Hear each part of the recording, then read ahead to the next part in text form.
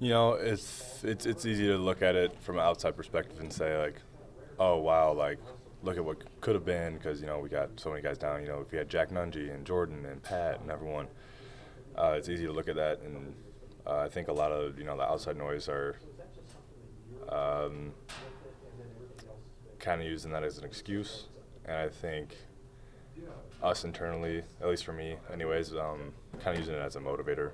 It's just since I've been here, it's always been about proving people wrong. People have never really given us the credit I felt we deserved, especially after my sophomore season and stuff like that. So it's just kind of been a continuous chip on the shoulder, something more to prove, and always coming out and having a little extra edge, something to prove it's never a bad thing. How can you use the other night, the way they defended you, going forward to maybe get an insight on how teams are going to game plan without CJ? Yeah, it was definitely unique. It wasn't really something I've seen in college. It's something definitely saw in high school. When you pack the paint like that, we didn't play a bad game. There's definitely things we could have done different. We definitely still could have won the game.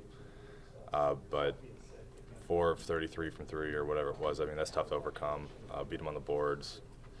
When a cold shooting night like that, maybe we got to get some more offensive rebounds and stuff like that. But more about your question about how you go from there. If teams are going to pack the paint, I think you got to play a little more 5-out with better motion. I thought our motion was really stagnant. We got, I don't know, it was just weird. You didn't really know where to cut or go because everyone was so in the paint. You can go to screen away.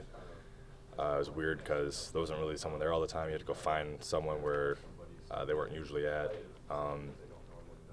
It was different, isn't it? It's just something more teams are going to do that. We'll just adjust to it. And I think, if Maryland or Northwestern or whoever does that, I think we'd probably be a little more comfortable with it now that we've seen it, kind of able to break down some film on it, stuff like that. And even in the second half, I think we responded better to it in the first half, but still could have been better. Have you guys worked on that in practice this week then, since you got back? We haven't really worked on a collapse defense like that, really, just because we thought that they were going to really pressure us. That's what most teams have done, is pretty pressure out, and they did the exact opposite. They packed it in. Maryland's different, where they've really stuck to their guns with a lot of different teams, of changing defense, press, man, 3-2 zone, kind of like what we do. So we've been kind of preparing for that. But they could always do something different. So maybe we go over it today.